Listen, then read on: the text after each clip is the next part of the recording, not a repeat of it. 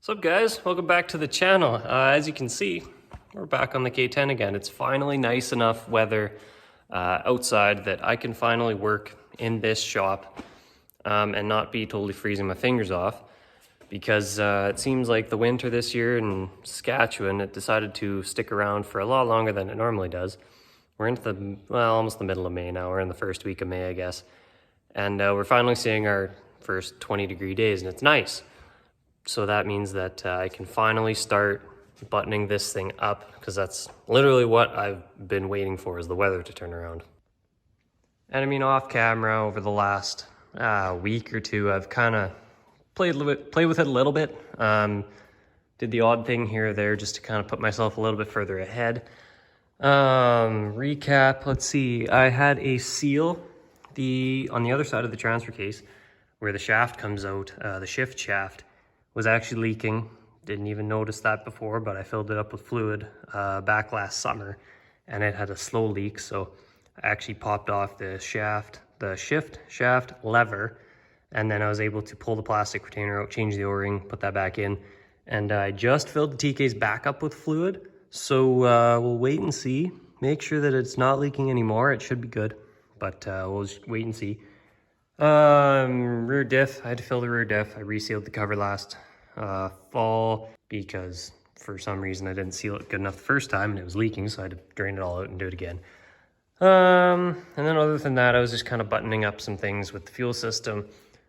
And then now what I have left is a lot of little things, honestly. The box needs to be bolted down.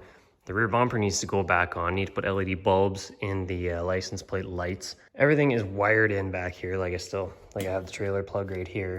Everything's wired up. I just need to put it back on once the box is bolted down. Front drive shaft needs to go on, and then I can put the transfer case skid plate back on. And then probably will dive into my brake issue. And then I also have the exhaust. The exhaust ends about here. And these are the two mufflers. So I have to pretty much go from here straight back. And then we're going to do two 90s. It's true dual 2.5. We're going to do two 90s. Come straight out the back to about just past this spring hanger here. Cut a 90. Come straight out this way. I have some black tips that'll go on there. So I'll probably end up doing that off camera, because that is just about as straightforward as it gets. Because as you can see where the pipe comes out, right there and right there, like it is seriously just a straight shot back and a 90. And it's roughly 5 feet from the end of the muffler to somewhere around here. So I just bought a chunk of 10 feet. 10 feet of 2.5 exhaust pipe. Come back, I bought a U-bend, cut that in half, send it straight out the side. So should be pretty basic. I haven't built an exhaust system before, but it should be fairly simple, so that'll probably end up being off camera. But right now, I think I'm going to jump into putting the front drive shaft on and the skid plate on for the transfer case. Hopefully that all goes well. If you didn't see my video in the fall, I rebuilt the front drive shaft with 3 new U-joints and a CV rebuild, in case you're interested in rebuilding your front drive shaft on your K10. It was a very simple process, fairly straightforward, but now I can finally get to putting that on the truck.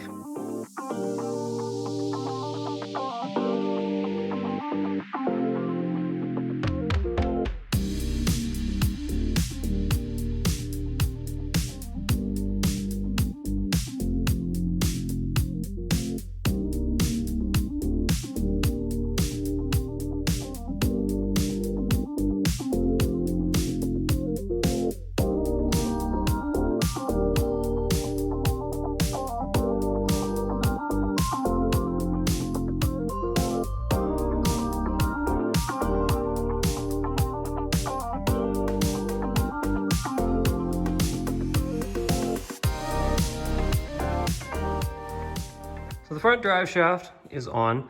Now, the one thing to note is that this truck has a 6-inch suspension lift on it, so full new leaf springs all the way around, 6 inches higher than factory. So that's why I was a little bit concerned with this drive shaft and what the angles were going to be like. Now, I do have the transmission crossmember dropped about an inch, just to kind of lower the transfer case. It helps with the rear drive shaft angles. Actually, they are actually quite nice. And then I was hoping it would help with the front, and it looks like it has. Like, this angle is actually pretty good. Once you come up into the CV, it's actually not as harsh of an angle as I was thinking it might be. Now, I also have a 1-inch spacer in here too that I had machined up for me. So this was machined out of aluminum. I powder coated it, and I have brand new bolts in there. And as you can see, it rotates very nicely. No issues with the brand new U-joints, all freshly greased. It actually turned out a lot better than I thought it was going to. Also put the transfer case skid plate on, and that should be pretty much everything drivetrain wise, as far as axles and drive shafts and everything, that's left on this thing. So next I want to move into tightening the box bolts, and then I might actually even mount up the rear bumper again for the last and final time.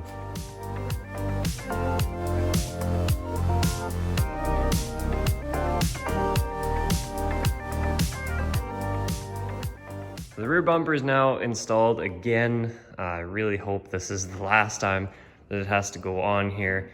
Did install LED license plate lights while I was in there. The box is all bolted down now as well, finally. So now the whole body of the truck is 100% bolted down, ready to go. I just finished modifying these center caps. Now, these are the regular ones that come with it, and on the back, you have no issues. Not a single problem there. However, it's when you get into the front and you have the locking hubs coming out of the center of the wheel. Well, obviously, as you can see how far that sticks out, the regular center cap isn't going to work. So I just finished, I cut the center out of 2 of these center caps. It's not a super tight fit, but I think it looks pretty good. Just the way that the center caps are built, I couldn't really get a super tight fit on it because I think my diameter was about 3.5 inches, and that would have put me right about in the middle of where this off-road riding is. So that would not have looked very good, in my opinion. I think this was the best way to go about doing it. Just cut the middle out of it, make it flush with this ring here, and it seems to be a decent fitment. I'll put those on once I have the tires torqued. And now, I think I'm going to jump into the steering wheel. I have a what brand? Forever Sharp. I have a Forever Sharp steering wheel sitting over there, so I can get rid of this big school bus steering wheel and put the smaller one on there and start to really complete this interior.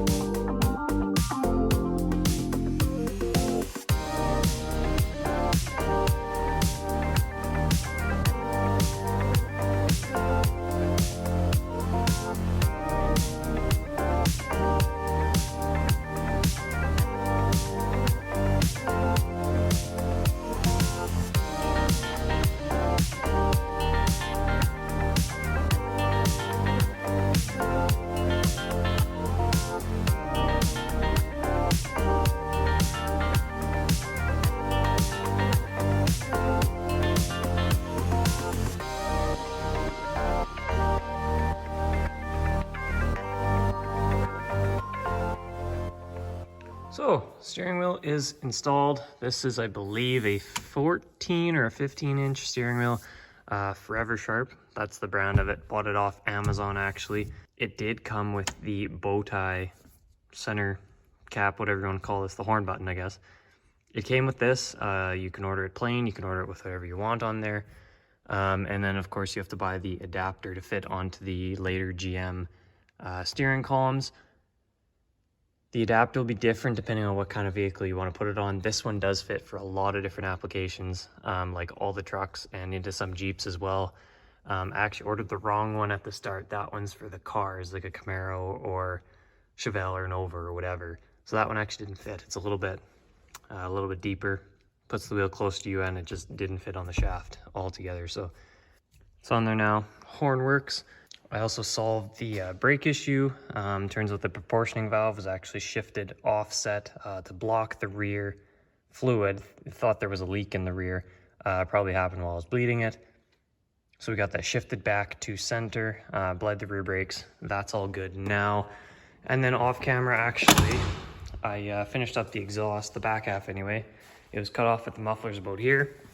And then I went in, it's true dual straight pipe, 2.5 inch all the way back. I painted them black so you can't really see them. And then just 290 degrees at the back to a black 3-inch tip on each side. I think they look pretty good. They stick out and kind of match the profile of the box. And yes, they are even on both sides. I was very picky about that. Lots of measuring, but glad that that is finally done. Then finally I moved into the wiper arms. Now, I just went ahead and bought brand new wiper arms and blades off of Rock Auto. They weren't too expensive, and it was way better than trying to restore the ones that I had, because the rubber hose for the sprayer inside the arm, it starts to dry out over time, and didn't want to deal with replacing that. So new arms, new blades. These are actually blades off of I think it's like a 87 to 91 square body.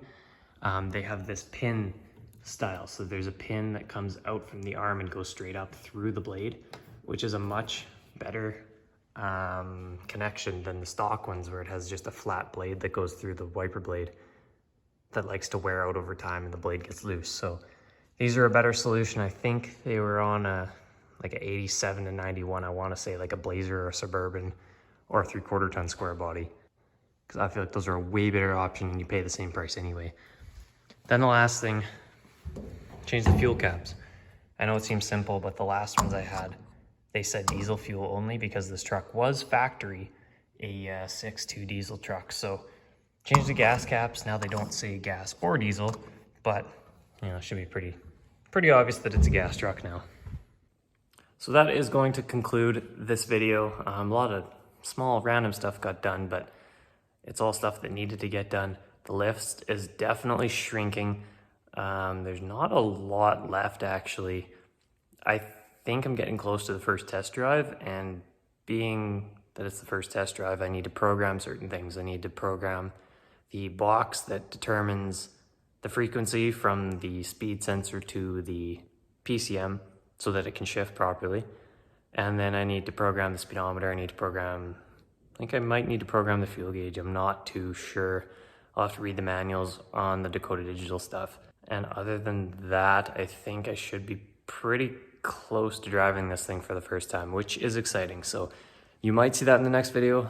Not really sure what's coming up next, but be sure to subscribe so you do see what's coming next. Be sure to like this video, and we'll see you guys in the next one.